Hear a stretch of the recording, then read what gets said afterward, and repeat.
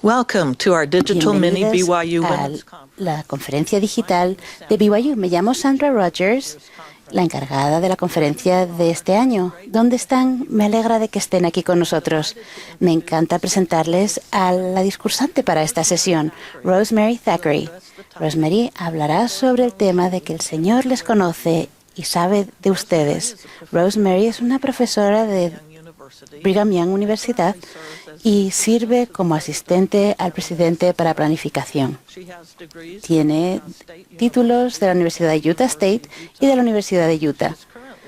Se encarga en este momento como presidenta del STACA, de la Sociedad de Socorro, y anteriormente sirvió en las Mujeres Jóvenes.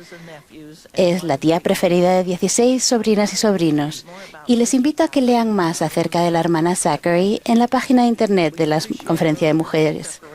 Apreciamos la preparación de Rosemary. Sabemos que van a disfrutar de su discurso. Me gusta reunirme con otras personas, lo llevo en mi ADN. A mis padres les gustaba congregar a las personas, reunirse con amigos y familiares, generalmente con comida en abundancia.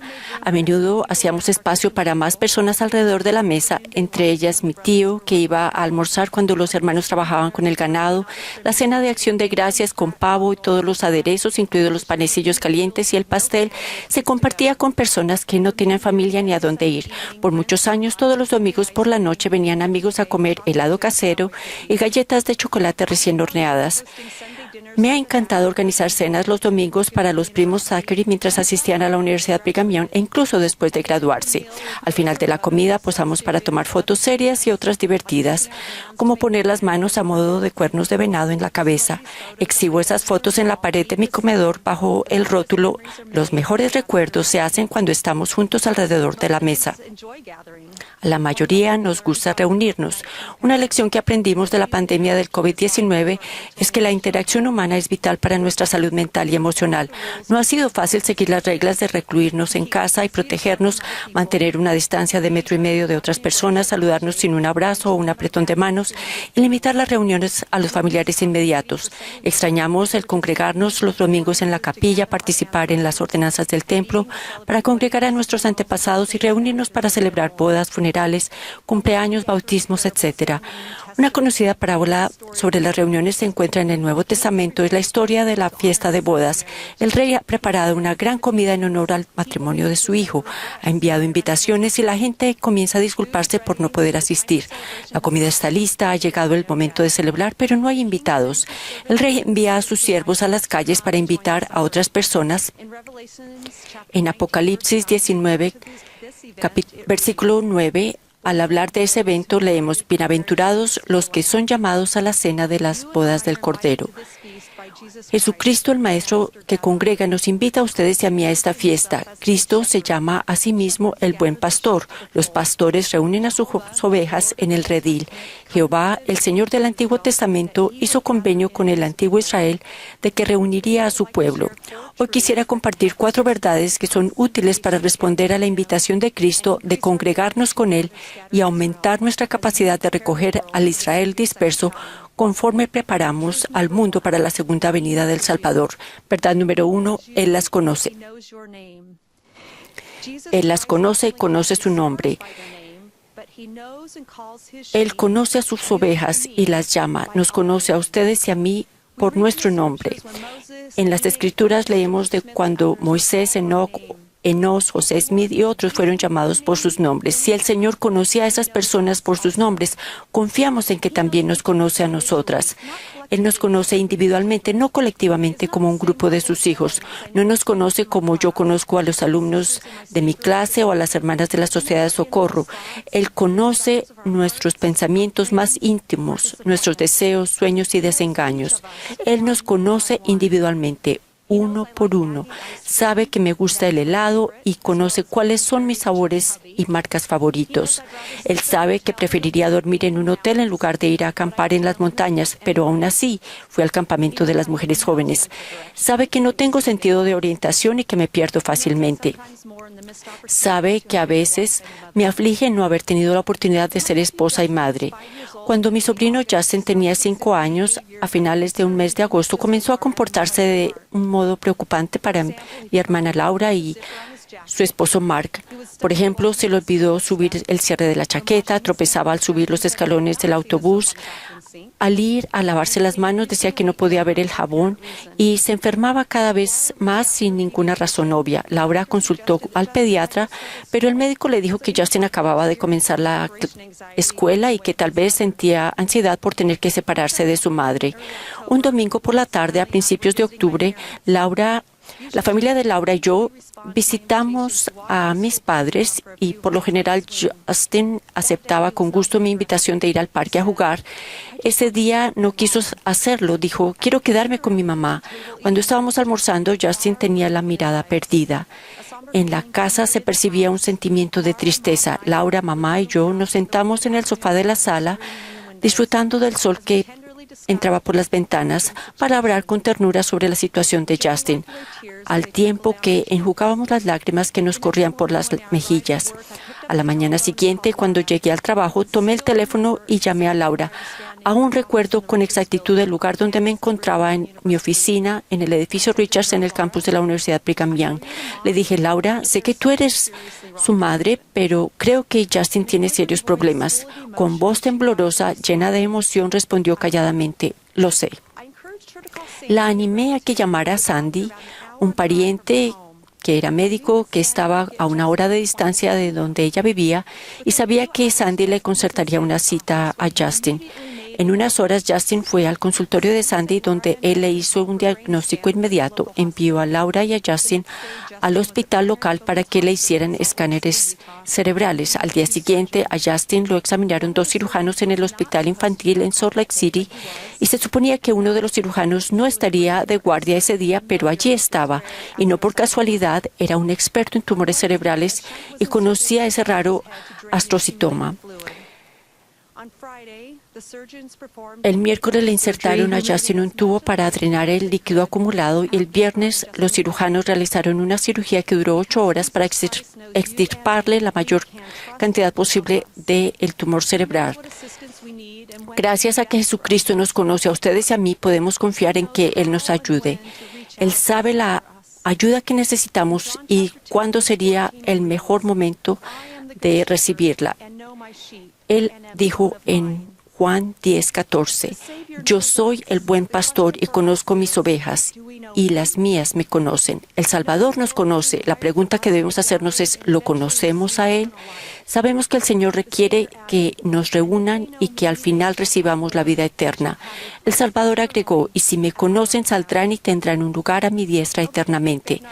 El Elder Bednar dijo lo siguiente sobre cómo podemos llegar a conocer al Señor.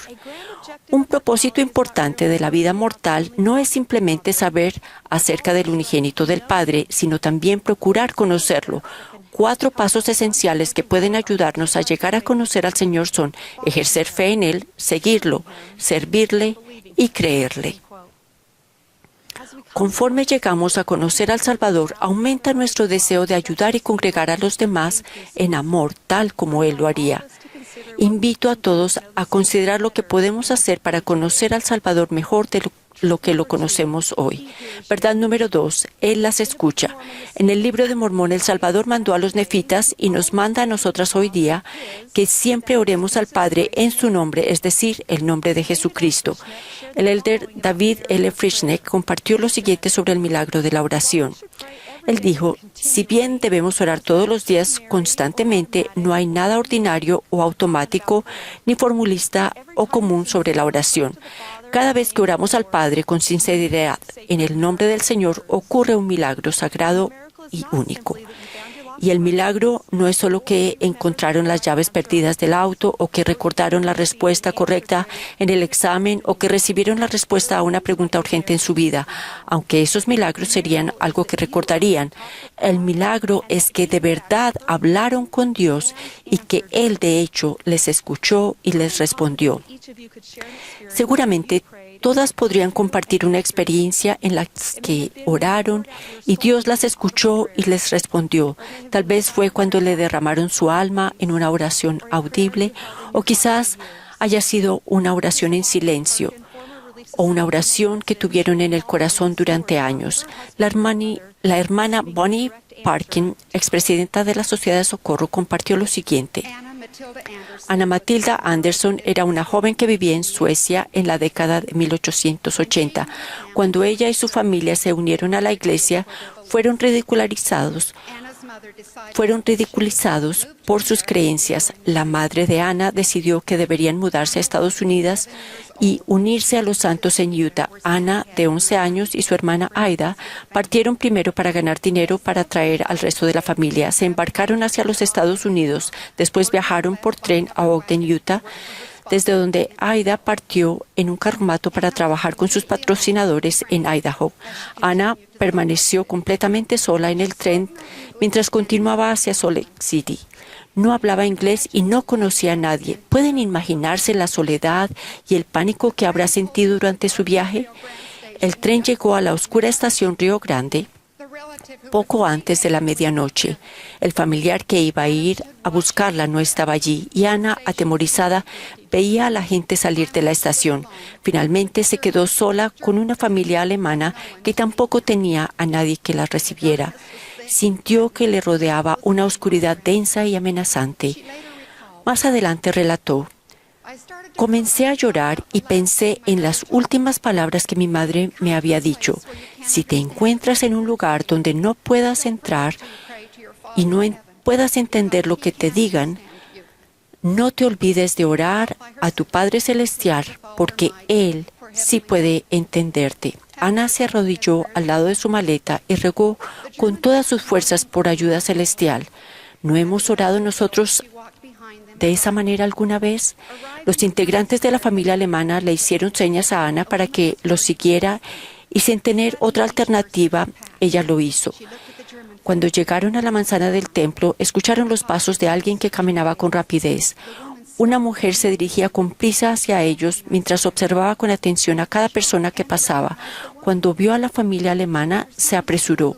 Anna captó la mirada minuciosa de la mujer que estaba allí. Había reconocido a la jovencita y con gran asombro Anna reconoció a la mujer. Era su maestra de la escuela dominical que había partido años atrás. La mujer dijo: me desperté una y otra vez. Las imágenes de los inmigrantes que llegaban se desplegaban en mi mente y no pude dormir más. Sentí que tenía que venir al templo a ver si había alguien que yo conocía. ¿Pueden creerlo? Una maestra de la escuela dominical enviada en aquella noche como ángel de luz. Anna expresó: mi Padre Celestial hizo mucho más que responder a mis oraciones. Ahora vuelvo a la historia de Justin. Al volver de casa de mis padres esa noche de octubre, reflexionando en la situación de Justin, tuve una clara impresión. La impresión fue esta: o creía que cuando oré Dios escuchó y contestó mis oraciones, o que no lo hizo. El tiempo para desarrollar la fe ya había pasado. Durante los siguientes días, oramos fielmente por la salud y la recuperación de Justin. Oramos, suplicamos y esperamos en el Señor. Hoy Justin es un joven sano, feliz, talentoso y amable. Su vida es un verdadero milagro. Él nos recuerda que el Padre Celestial y Jesucristo se ocupan de los detalles de nuestra vida. Ellos estaban y están al tanto de Justin y su situación. Sabían por lo que estaba pasando y la asistencia médica que necesitaba en el momento preciso y quién podría proporcionar dicha ayuda. Dios nos escucha cuando oramos. La pregunta que nos hacemos es: ¿escuchamos y conocemos la voz del buen pastor? La capacidad de escuchar la voz del Señor nos indica que somos sus discípulas. Después de que el pueblo del rey Benjamín hizo el convenio de tomar sobre sí el nombre de Cristo y obedecer sus mandamientos, el rey Benjamín los exhortó a conocer y a escuchar la voz por la cual fueron llamados. Conforme aumentemos nuestra capacidad de escuchar la voz de Jesucristo, recibiremos impresiones sobre la mejor forma de servir a los demás. Un día en la capilla, mi amiga Catherine recibió la impresión de llevar una comida a una hermana que estaba sentada unas filas más adelante. Catherine se acercó a la mujer y le ofreció los servicios. La mujer indicó que esa semana se iban a mudar y le agradecerían mucho la comida. Durante la conversación, Catherine preguntó si la madre de la mujer les iba a ayudar con el trasteo, pero la mujer le dijo que hacía poco su madre había fallecido. Entonces Catherine recibió una impresión del espíritu. La madre de esa mujer era la que pedía que por favor alguien ayudara a su hija. Catherine respondió a una sutil impresión y ayudó a una hermana a sentir el amor de Cristo. Tiempo después, Catherine oró una mañana para sentir la presencia de su madre ya fallecida y reconocer su influencia. Ese día una vecina llegó a la puerta con un recipiente de panecillos dulces, tal como los que hacía su madre. Escuchar la voz del buen pastor le permite a Cristo recogernos y que nosotras congreguemos a los demás a salvo en Él. El presidente Nelson dijo lo siguiente: en este año debemos unirnos más y escuchar la voz del Señor. Verdad número 3. Él las ve. Quizás ha habido momentos en que se sintieron insignificantes. El profeta José Smith dijo: «Oh Dios, ¿en dónde estás? ¿Y dónde está el pabellón que cubre tu morada oculta?». La verdad es que Él nos ve aunque no podamos verlo. En Doctrina y Convenios 38:7 dice: «Pero he aquí, de cierto os digo que mis ojos están sobre vosotros, estoy en medio de vosotros y no me podéis ver». Mi amiga Liz compartió la siguiente experiencia sobre cómo sabía que Dios la conocía a ella e incluso las decisiones que estaba tomando. Hace algún tiempo pasé de un barrio de jóvenes adultos solteros a un barrio de familia convencional. Me preguntaba si estaba renunciando a mi oportunidad de casarme, ya que elegí no asistir al barrio de solteros mayores. Mientras oraba y preguntaba si esta decisión me privaría de la oportunidad de casarme, sentí una impresión del Espíritu: «Sé dónde estás». El Padre Celestial estaba al tanto de las decisiones que había tomado y sabía exactamente dónde estaba y qué estaba haciendo. Él sabe dónde encontrarme cuando me necesite. Parecería que cuando sentimos que tenemos poco o ningún control de nuestras circunstancias es cuando procuramos una afirmación de que el Señor nos ve y sabe de nuestra situación. Es lo que sentí el verano pasado cuando mis padres padecían problemas de salud. A mi padre le diagnosticaron cáncer y poco después le descubrieron un tumor del tamaño de una pelota de voleibol en el riñón. Mi madre tuvo varios problemas de salud, los cuales se agravaron con una demencia avanzada que parecía progresar exponencialmente con el deterioro de la salud de mi padre. Yo comenzaba un nuevo puesto en el trabajo, mi horario era cada vez más exigente y me preocupaba cómo íbamos a hacer mis 3 hermanos y yo para cuidar a mi mamá cuando falleciera mi padre. Durante ese tiempo, mi amigo Brad compartió conmigo una experiencia que tuvo cuando su madre estaba muriendo de cáncer de pulmón años atrás. Oré para pedirle al Padre Celestial que aliviara la carga de mi madre. Se me ocurrió que ella estaba en sus manos y a su cuidado y que mi responsabilidad era serle fiel a él y a mi madre. Fue una experiencia aleccionadora para mí. Me recordó que el Señor no está en una galaxia distante, lejos de nosotros. Él está cerca y en los detalles de nuestra vida. Él sabe y controla cuándo es hora de que regresemos a Él. Un día fui al templo con el propósito de buscar una guía con relación a mi madre.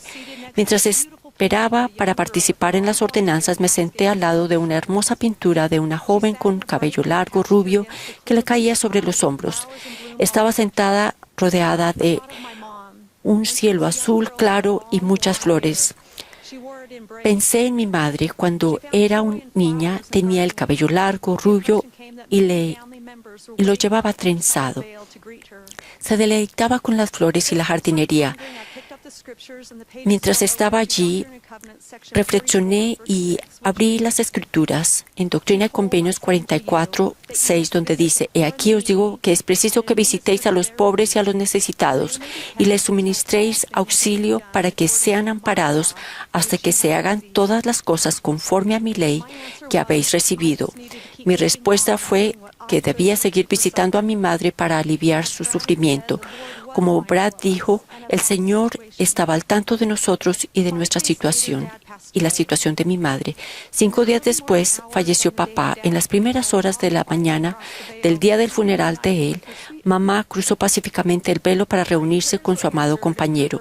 Mis oraciones fueron contestadas y se aligeró la carga de ella. El Salvador nos ve. ¿Con cuánta frecuencia vemos a Jesús en nuestra vida?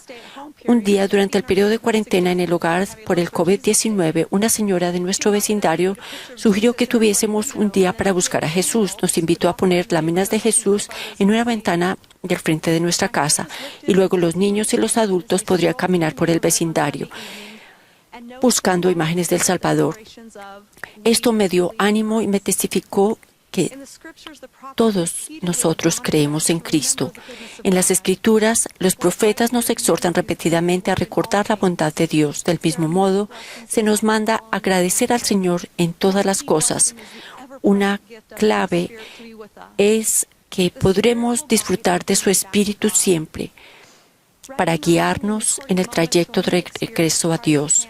Reconocer y escribir los momentos en que experimentamos la mano de Cristo en nuestra vida no solo es para nuestro beneficio, sino que nos reafirma que podemos confiar en Dios y guardar sus mandamientos.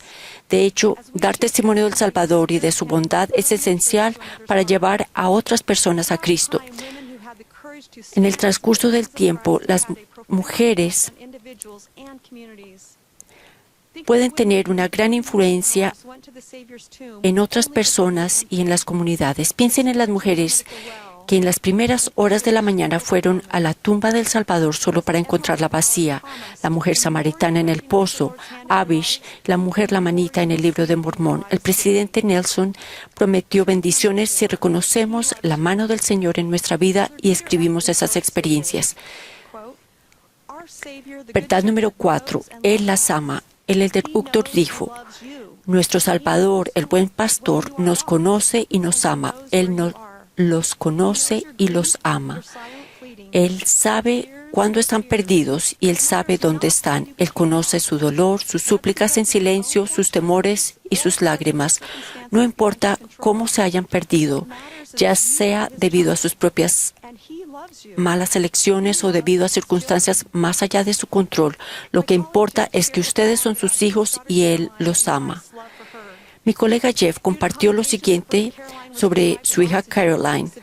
Caroline tenía serias dificultades. A veces, con frecuencia, Caroline se pone triste, llora y ni nosotros ni los médicos podemos determinar qué le pasa. Solo tenemos que esperar y orar. Caroline a menudo está triste y hace ruido en la capilla, o a veces está feliz, pero de todos modos no hay manera de calmarla. La llevamos al vestíbulo de la capilla, donde la empujamos en su silla para tranquilizarla con el movimiento. Y ahora el resto de la historia con las palabras de Jeff. Un domingo, hace un par de años, llegué a la capilla empujando a Caroline, que se sentía muy triste y pensaba que solo nos quedaríamos para la Santa Cena. Mientras caminaba por el vestíbulo, ella seguía triste. Me preguntaba si alcanzaríamos a quedarnos para la Santa Cena. Mis esfuerzos por consolarla parecían en vano y el llanto de Caroline ciertamente molestaba a los demás. Entonces comenzó el himno sacramental y Caroline se calmó un momento cuando comencé a cantar. De pronto se puso inquieta, así que me acerqué y le canté. Ella se calmó y escuchó. El himno sacramental ese día fue Mansos Reverentes Hoy, que fue escrito como si el Salvador estuviera cantando. Yo estaba concentrado en Caroline y no en el himno, hasta que llegamos a la cuarta estrofa y estas fueron las palabras que le canté a mi hija. Cual amigo os amé con un infinito amor. Miré en ese momento los grandes ojos azules de Caroline y sentí profundamente la verdad tierna y personal de esas palabras para mi hija. Jesucristo, el Redentor del mundo, ama a Caroline con un infinito amor. Incluso allí en el vestíbulo, en su estado menos que ideal, Caroline recibe amor. Cuando está triste o dolorida, cuando sus padres no tienen idea de qué le pasa y no pueden consolarla, hay alguien que es su amigo eterno, que sabe cómo se siente y cómo ayudarla. El corolario es también cierto. Jesús es amigo mío y Él es su amigo. Él conoce mis debilidades, incluso mis flaquezas de fe, y conoce las de ustedes. Él nos ama no a pesar de esas flaquezas, sino con una comprensión plena y compasiva de ellas. Nos ama en el crisol de nuestro espíritu, porque Él ha sentido lo que sentimos, nuestra duda y desánimo, así como nuestro pecado y tristeza. El Salvador nos ama. ¿Lo amamos a Él? Si amamos a Dios con todo nuestro poder, mente y fuerza, se nos promete que su gracia es suficiente para nosotros.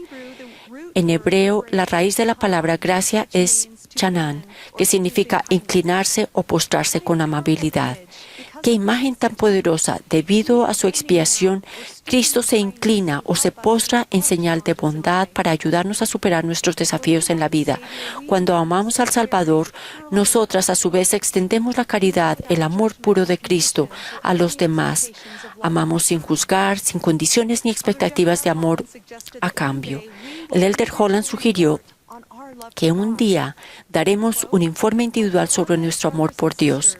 Mis queridos hermanos y hermanas, no sé exactamente cuál será nuestra experiencia el día del juicio, pero me sorprenderá mucho si en algún momento de la conversación Dios no nos pregunta exactamente lo mismo que Cristo le preguntó a Pedro: ¿me amaste?